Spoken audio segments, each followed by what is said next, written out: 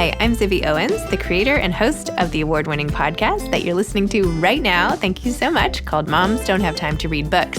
It is a daily podcast, 365 days a year, and each day we talk to an author about all of the things related to their career, their book, their life, and more in 30 minutes or less, because who has time?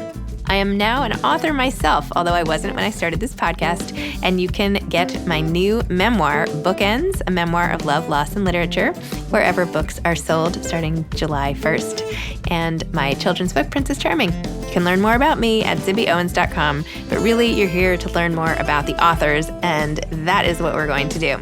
Also, be sure to check out all the other podcasts in the Zcast Podcast Network. You can learn more at zcastnetwork.com and definitely check out those shows as well. Jonathan Escoffery is the author of If I Survived You, which was guest hosted by Alisha Fernandez Miranda, whose book, My What If Year, is our first Ibby book coming out in February. Jonathan is the author of If I Survive You, as well as the forthcoming novel, Play Stone Kill Bird. He is the recipient of the 2020 Plimpton Prize for Fiction, a 2020 NEA Literature Fellowship, and the 2020 ASME Award for Fiction. He was born and raised in Miami, Florida.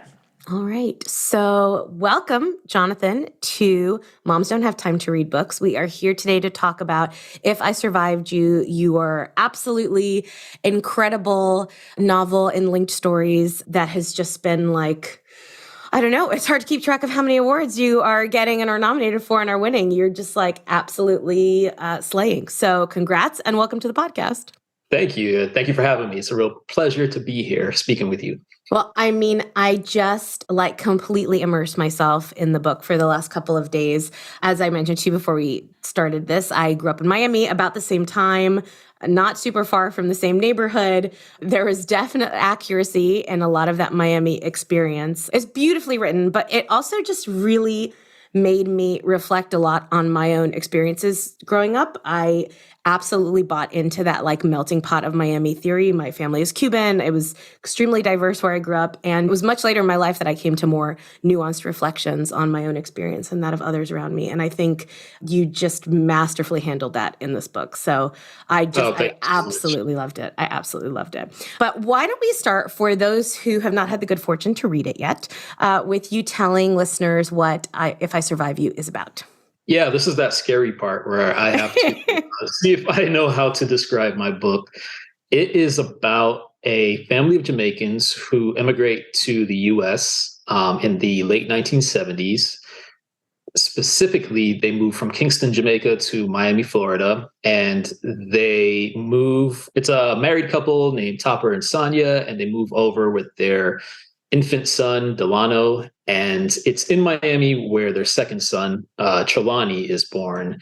And Trelawny gets the most stage and page time in the book, where we follow him as he's trying to figure out who he's going to be in the world as the recipient of these kind of multiple cultures, in a sense. His U.S. culture, his Jamaican culture, his Miami-ness, in a sense. A culture of its own, for sure. A culture of his own, and nobody who's from Miami ever disputes that.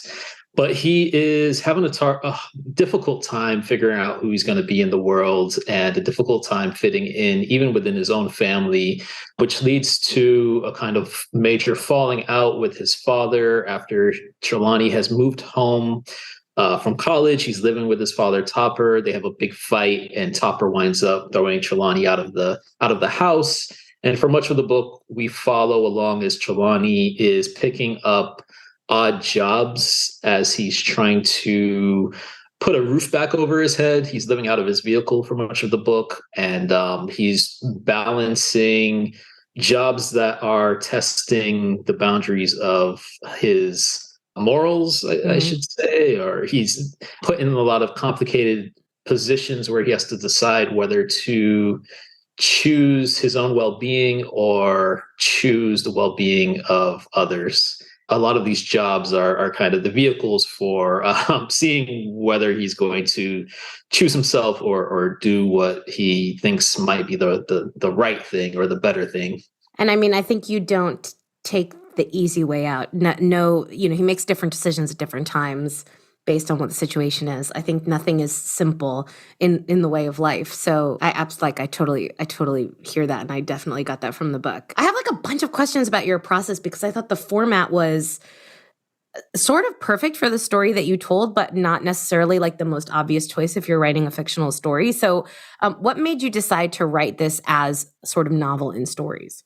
I think for each of the different stories, at certain points in the writing of this book, it took a lot of years for me to eventually get this thing right, or as right as I felt I could get it before I let it out into the world, out of my hands.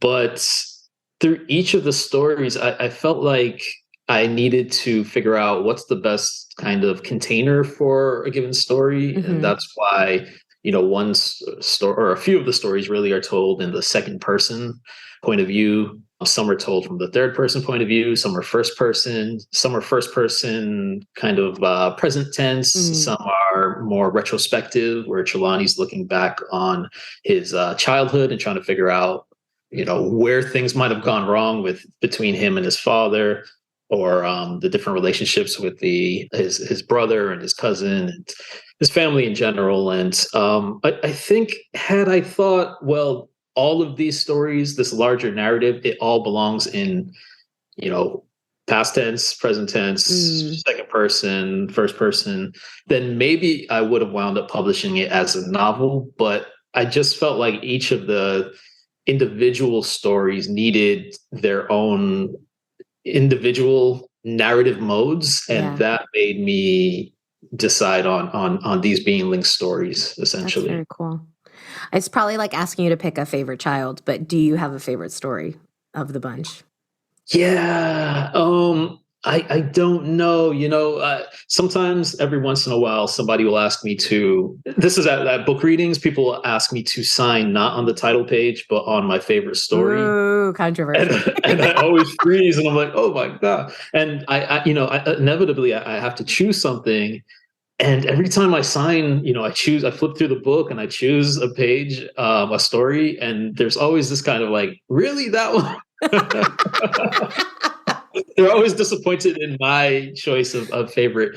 Either the first story, Influx, or the title story, the last story, If I Survive You. I'm fond of the Trelawny stories, though I will say, Under the Ackee Tree, which is told from the father's perspective, Topper. That's the story that kind of breaks my heart every time. So, yeah. Okay. Well, us and, everybody listening to this podcast. What's your favorite story? I thought about this before putting together this question in case you asked. Good. And I think it was Pestilence, probably. I love that. Because I feel like Pestilence is sorry, why? No, you go. But no, you tell me why you think it's my favorite. It just put, like, I was there. Like, I thought I was just absolutely there. The language was really beautiful. The description was so beautiful. And again, like, it was a Miami story. Do you know what I mean? Like, it was absolutely, I could feel being there. But I like them all. I love that. Pestilence, I almost took Pestilence out of the collection because I wondered if it was too quiet or too like nuanced in a way. Because we have some of the other stories where like these big violent things are happening. Yeah. There's kind of, there's quieter violence. I mean, there's the loud violence of the hurricane in Pestilence. And all these animals being slaughtered. So actually, maybe it's not as quiet as I think. But I'm glad. I'm always happy when I've heard that is a standout story, because I just wasn't sure that it was gonna get the love that I feel for it. Yeah, well, it has my love for sure. But they were.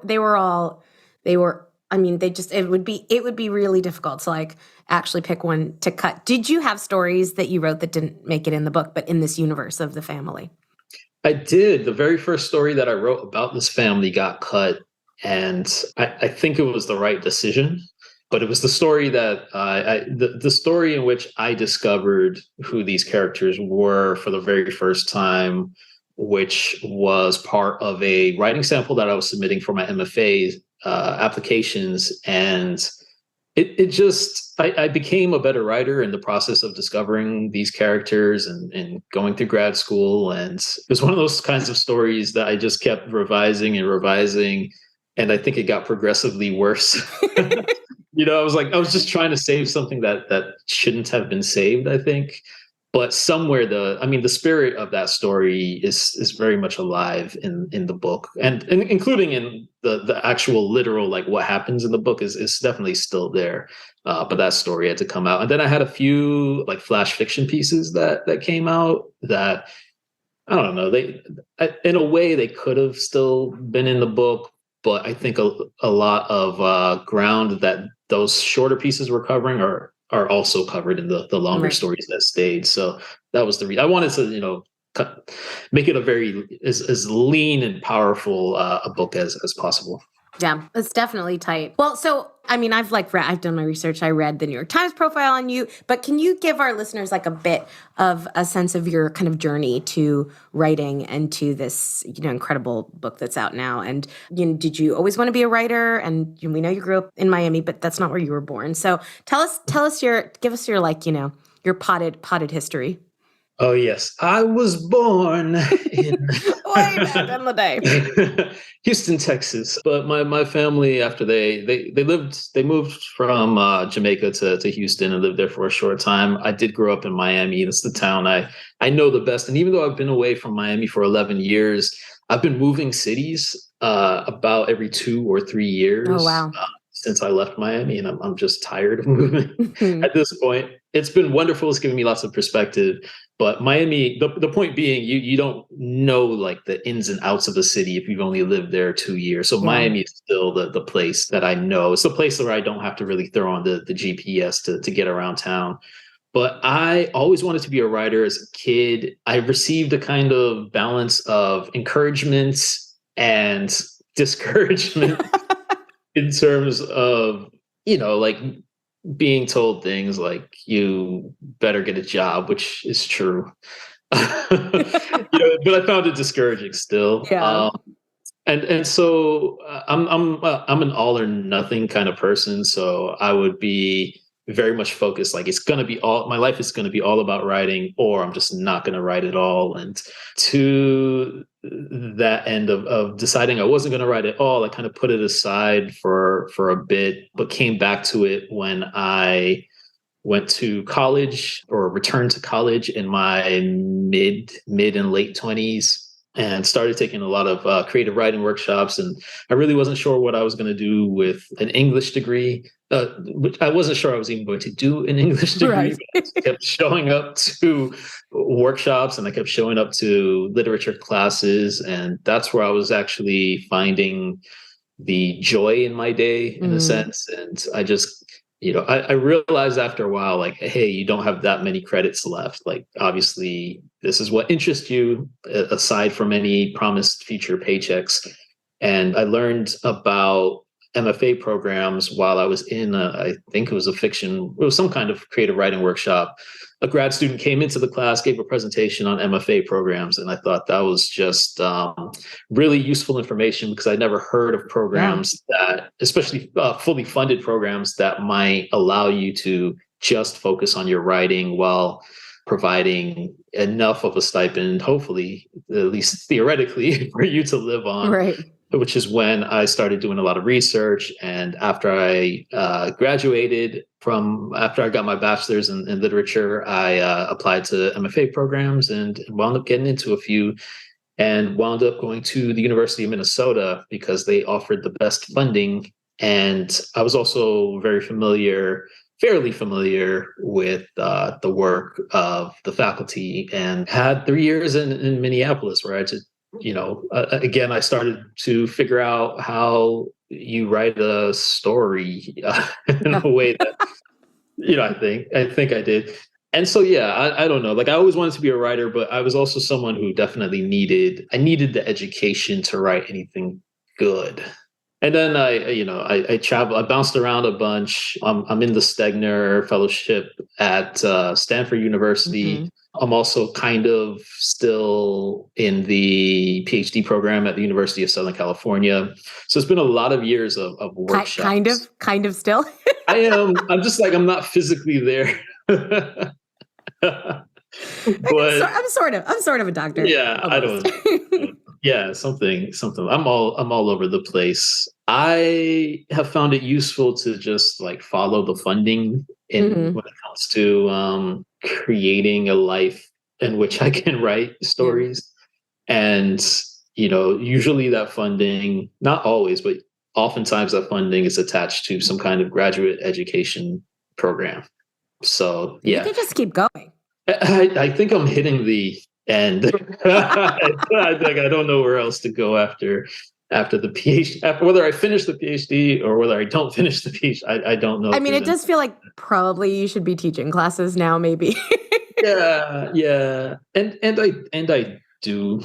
But the consequence of moving around the country all the time for years is that I no longer super interested in doing the thing that most people do when they go into the academic job market, which is put out a ton of applications all over the country to colleges and universities that are located all over the country. And I think I just, at least for the time being, I've used up all of my my moving energy. It's done. And so now I'm keeping my eye out for interesting things in California, but I don't think I can move anymore. Fair enough. Out of state. Yeah. So California feels like home now, or at least where you want home to be. It does. Yeah. And what is your relationship like with Miami? Do you have lots of hometown love and pride? Do you have a complex relationship with it? I think it is it's one of those places when I don't know that everybody feels like, well, I guess everybody has a relationship with where they grew up, but just the city of it, not just like the home and this is my childhood part of it. I do feel like people are negotiating their relationships with Miami after they leave sometimes, and even when they're there. Yeah. Yes. I'm skeptical of people who don't have a complex relationship with Miami.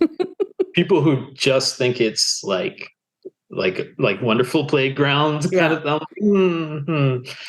And usually been there and spent a lot of time. Right. Have you been right? It's usually people who are not originally from there. Yeah. But I have to say, I was a little bit nervous about going back to Miami with the book, like once the book was actually out. Just thinking about from different angles. I mean, there's the angle of people might think I'm too critical of Miami in my depiction of it. Some people from Miami might just think I got it wrong, but I've honestly had a really warm, wonderful reception from readers in Miami. People keep writing me, or I was just at the Miami Book Fair and they come up to me and they say, "Thank you for writing a book about the real Miami," which, it's a real Miami. I'm not saying it's because there's just Miami so complex with all the different communities and cultures there. But I've since the book has come out, I've never gotten so much love from Miami or in Miami as I've written this book. So I just need to keep writing about books in Miami that take place in Miami, and then I'll like Miami more and more because Miami might like me more and more. I guess, but this is definitely a complicated relationship. Part of the complexity of it is that, I've had to be in Miami a lot over the last 3 months, and Miami's just such a beautiful place that it's possible for you to forget the problems. Yeah. If you are in a position to just look at the beauty, or primarily look at the beautiful side of it, you can forget. And that, I think, is a tricky thing. You can trick yourself into believing this is a wonderland that doesn't have problems. And so I have to remind myself that when the book fair pays for me to fly down and puts me in a beautiful hotel. And, I'm looking at nothing but the most beautiful parts of Miami, visually, like aesthetically. And it's November everywhere else in the country. People are freezing. Right. The weather's, it's been very nice lately. Yeah. It's easy to believe that you could go there and not deal with the more difficult situations, such as flooding. Yeah. And when is our city going to sink finally? Do you have a date? Do you have do you want to put some money on this right now?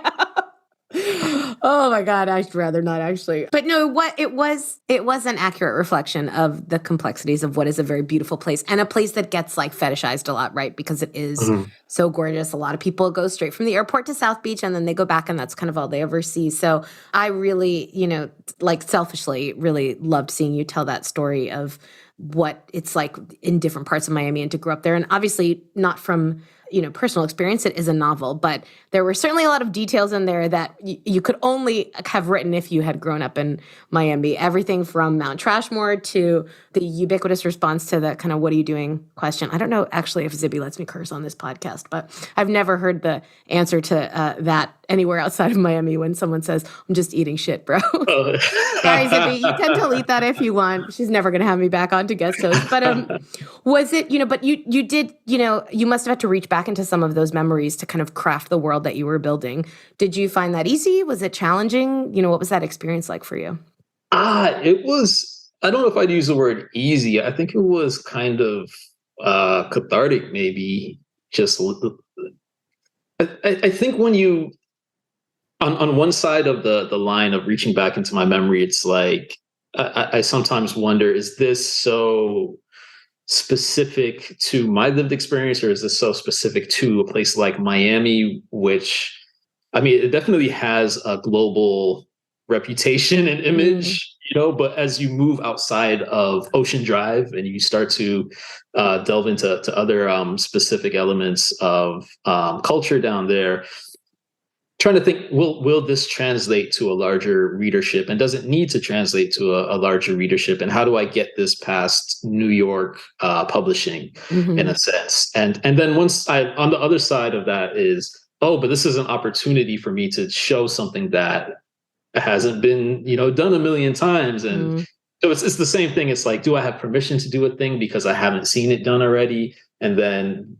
leaning into the positives of, this is an opportunity to show something that might come off as quote unquote like unique. And that's actually, it's very exciting. And also it's just, as somebody who again is writing pretty close to, what's the term? Close to the vest, the chest, the sleeve, something like that. I'm so horrible at these sayings, but being able to bring that to the page, and I guess it's in a way, it is like affirming my own lived experience in a way that's like, yes, I've lived a version of, and so have so many other people who may not be seeing their experiences in literature. And for us, this is a wonderful thing that, before your book deal, you don't really know if it's going to make it out there, but you're optimistic and you're like, right, when this makes it out, we will be able to see ourselves. And that's an exciting thing. So let's talk a little bit about your kind of publishing process and your process to being published. How did that go? How did you find your editor? How did you kind of move into that from having the idea on the page and then to having your fully finished book? Yeah. Well, I think another reason I went with the link story form is I suspected that it would be helpful to start having some kind of presence in the literary world if I started putting out stories. And even from, this singular project, again, at certain points, I was thinking of it as a novel. And so I was thinking of these stories as excerpts rather than just single stories that I was going to be sending out. I wasn't sure that they all needed to be, not all, but all of the ones that I wound up sending out, I wasn't sure that I needed to be doing that, but it was helpful to start to test the waters of publishing just through literary journals. Yeah. I eventually wound up having the story Under the Ackee Tree picked up by the Parish Review. And I know my editor, Jackson Howard at FSG, I think first came across my writing through that story and started kind of paying attention to what I was doing. And I mean, really, like with that publication, and then with I think it was maybe 6 or 7 months later, they awarded me the Plimpton Prize. And a lot of publishers started getting in touch with, between that publication or the award, they started getting in touch with me. They started getting in touch with my agent, Renee Zuckerbrot. And it was kind of like a moment where I realized that a lot of the people that I would be wanting to submit my book to, when it was time to go out on submission, I realized a lot of those people were already waiting on the book in a sense. And I think that was the great benefit of having these stories to send out into the world before, had I just held on to everything and not like, people maybe would have had the same excitement if they gave it the opportunity to actually read it. Right. But it's a really wonderful thing when people are waiting on your project before you give it to them. And so, yeah, I mean, we had a kind of long list going before we ever went on submission. And then we went out on submission in spring of 2021. And it was a really exciting book sale because we had this. I met with like 20 publishers, publishing teams, editors, and then we had a auction that was set up, and it was 14 houses committed to the auction, and it was just it was the most exciting time of my life for sure. But how incredible! Yeah, it was cool. And like very well deserved. And was this like do you feel like everything you've written kind of turns to gold, or do you have like a littered pathway of rejections behind you, like any other of us in the writing field? Yeah. It's okay, by the way, if the answer is no, because I think that's pretty awesome, but No, not everything I mean, that I've probably said this elsewhere. I don't know, like that same story under the Ackee tree. I brought it to a workshop a little bit before we sent it out, and the workshop instructor told me to throw it in the garbage. Oh my God. Yeah. And, I'm thankfully, this wasn't like the first story I'd written or anything like that. I had, a lot of published stories before that, but I think that is an example of the road where one person thinks your story is worthy of prizes and being published in, places with the biggest circulations, and then someone else might think it's literally garbage. Okay, absolutely. I love that. I hope that person is listening to this podcast right now and having like a Julia Roberts big mistake, huge moment. I mean, surely you want to go back to that person and just be like, there's a huge mistake. No, I'm sure you're bigger than that. Petty part of me, but I think it's more. I think it's like a learning. I mean, I think that was a terrible thing to tell any student, but but which I did tell her actually. But besides that, like I've had those experiences where I sent it where it's taken me like a really long time to get pieces published, and I think in a way it's like I suspect for some of us we have to actually teach the literary magazine community how to actually read our work. And that at times can take a long time. And so even like some editors who actually have published me, it's like the first time they came across my writing, like they didn't understand what it was that I was trying to accomplish. Right. And then, by maybe the fourth or fifth submission, they're like, oh, I kind of get it. And then it also helps that other people have been publishing you along the way. And, sometimes those stories that they rejected go on to win awards and things like that. And then it's like, maybe I should actually like read it more closely and try to figure out what it is that I've been missing. So I would say not everything I've written has turned to gold. The shorter answer. All right. I love that. So what's next for you? What are you working on now, and what's kind of ahead? Besides finishing your PhD eventually, maybe or maybe not. Yeah. Working on a novel that is set in Miami. Excellent. Yeah. I don't know what else I could say about it. The thing is, like, anything I could say right now might change. Mm-hmm. But But I it's do know that early-ish days. it's early-ish days. Okay. Yeah. So yeah, promoting a book takes a lot of time, and the better a book does, like the more time you have to spend promoting it. And so I'm just sneaking time with the novel that I'm working on, which I'm writing a lot on my phone and then copying and pasting that into Oh, Word okay. docs. Yes, Doing fast thumbs. Yeah, if you can do that, that's pretty good. yeah. It's like more out of necessity, I think. Mm, Like, like now the idea is coming to me and I just don't know that I'm going to actually sit down in front of the computer and take the time to yeah. remember it. So I'm trying to do that. And I don't know, there's something that's kind of fun about it. Cause this way I'm not having to actually face the blank page. Right. I actually have like the writing and the ideas.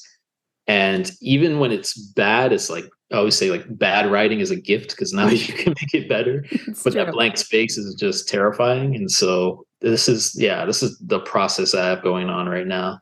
Well, that's awesome. And I know I'm not the only person who will be eagerly anticipating your next project. And thank you for sharing some of your stolen moments with us on Moms Don't Have Time to Read Books. We always finish with what your advice would be to aspiring writers who are listening to this. Yeah, trust the process, I think. Even though I can be like salty and bitter about people who didn't pick up certain stories that I submitted, sometimes, you look back and it's like, oh, I'm so grateful no one picked up, that story, and that I had to work towards making stories that were undeniable, which only made me a better writer, which has led to better outcomes in my writing life. And, learn to understand what it is that you're trying to accomplish on the page. I think that could be a really helpful thing to use so that you understand. And one way you learn that is by reading people whose work appears to be in conversation with your own. That way, when you meet the workshop leader who says, you can't do this in writing, and you'll say, well, of course I can, because I have 10 books in which writers are striving to do the same thing. And that will give you the confidence to just know when to move forward with your super awesome stories I love that it. not everyone's going to get.